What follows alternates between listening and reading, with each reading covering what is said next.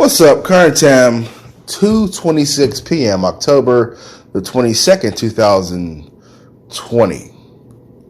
I want to talk concerning Donald Trump. I feel like saying Forrest Trump, but let's give this video a serious tone, even if the dude is a joke. But concerning Trump, this dude, he is very similar to these incels. He's very similar to these guys that you'll find walking around white society with a consistent chip on their shoulder. He is very, very, very closely related to these guys, more than people realize. It goes beyond this point, but I want to give you a glimpse when it comes to Donald Trump and when it comes to these rogue-ass dudes who are engaging to this cultural war, race war stuff. Because I understand they chose Donald Trump for a reason. They could have picked a different Republican and tried to shape that dude like clay, but they chose Donald Trump. Why? Because Donald Trump, he's actually them. Even though Donald Trump doesn't like these people. That's the ultimate irony. The reason why Donald Trump doesn't like them is because Donald Trump despises weakness, and he sees his constituents as weak. But they don't care. You see, they're all reaching for the mountaintop. So they all think the same. They cut each other's throat. So for them, it's just the cost of doing business. Even if they realize Donald Trump doesn't give a damn when it comes to them, it isn't about Donald Trump. It's about the mission. And they gravitate towards Donald Trump because Donald Trump is the closest thing that there is to what they're trying to accomplish, from the standpoint of him just mouthing what they think about. But let me show you the close relation between Donald Trump and these people. But that night, in front of Washington's journalists, politicians, and power brokers, Obama would hit back. President Obama takes the microphone. All right, everybody, please have a seat. Donald Trump is here tonight. And proceeds to fillet Donald publicly.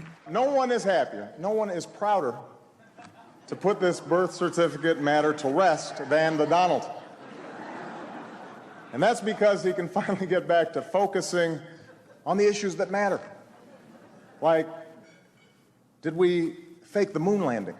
I was sitting 20 feet from him, and just the look of discomfort on his face. What really happened in Roswell? And where are Biggie and Tupac? Donald's face was so incredibly serious. It was so incredibly he just put on a poker face. I was 2 tables away from Trump. The conventional way in Washington of absorbing a joke at the White House Correspondents' Dinner is to keep your chin up and at least pretend to have a sense of humor about it, even if you go cry into your pillow that night. Trump was steaming.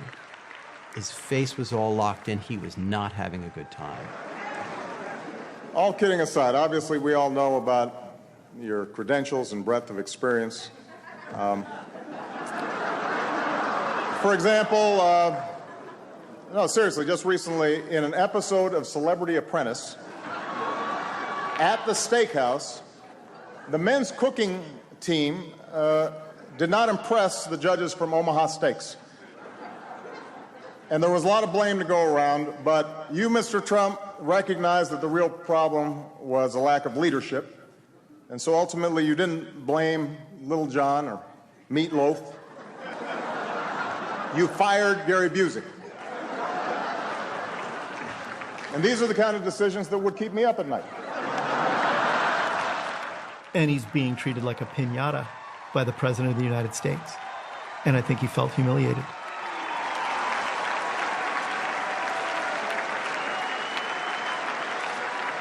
Well handled, sir. Well handled. But it just kept going, and he just kept hammering him. And I thought, oh, Barack Obama is starting something that I don't know if he'll be able to finish. Say what you will about Mr. Trump. He certainly would bring some change to the White House. Let's see what we've got up there. Donald dreads humiliation, and he dreads shame. And this is why he often attempts to humiliate and shame other people. So in the case of the president ridiculing him, I think this was intolerable for Donald Trump. I think that is the night that he resolves to run for president. I think that he is kind of motivated by it. Maybe I'll just run. Maybe I'll show them all. Every critic, every detractor will have to bow down to President Trump. It's everyone who's ever doubted Donald, whoever disagreed, whoever challenged him. It is the ultimate revenge to become the most powerful man in the universe. God bless you, and may God bless the United States of America. Donald Trump's fantasy is to be the guy who takes the key to the Oval Office from Barack Obama's hand in 2017. And it's personal. This is a burning personal need that he has to redeem himself from being humiliated by the first black president. He killed like 3 or 4 people, wounded about 15, 20, then killed himself. Now, why did he kill himself, and why did he just go all out? Because his identity was shot. His identity became non-existent. Understand, his identity was wrapped in my fantasy world. This is my fantasy world. In my fantasy world, I'm the boss as a white man. In the fantasy world, I can't beat these niggas in real life, but in fantasy world, I'm the boss. So now you get a brother who comes into your fantasy world and beats you in the only thing you got left. And then you say, fuck it, I'm going to end it all. It ain't just about a game with these white supremacists. You got to understand how fucked up they are because they're in survival mode. Black folks really got to understand the pathology within white supremacist society. We really got to understand it. Targeting me won't get their money back. I knew the mob wouldn't go down without a fight, but this is different. They've crossed the line. You crossed the line first, so you squeezed them, you hammered them to the point of desperation. And in their desperation, they turned to a man they didn't fully understand. Criminals aren't complicated, Alfred. We just need to figure out what he's after. With respect, Master Wayne, perhaps this is a man you don't fully understand either. A long time ago, I was in Burma. My friends and I were working for the local government. They were trying to buy the loyalty of tribal leaders by bribing them with precious stones. But their caravans were being raided in a forest north of Rangoon by a bandit. So we went looking for the stones. But in 6 months, we never met anyone who traded with him.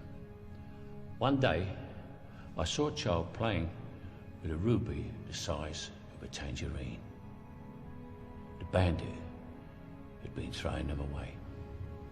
So why steal them? Well, because he thought it was good sport. Because some men aren't looking for anything logical, like money. They can't be bought, bullied, reasoned, or negotiated with. Some men just want to watch the world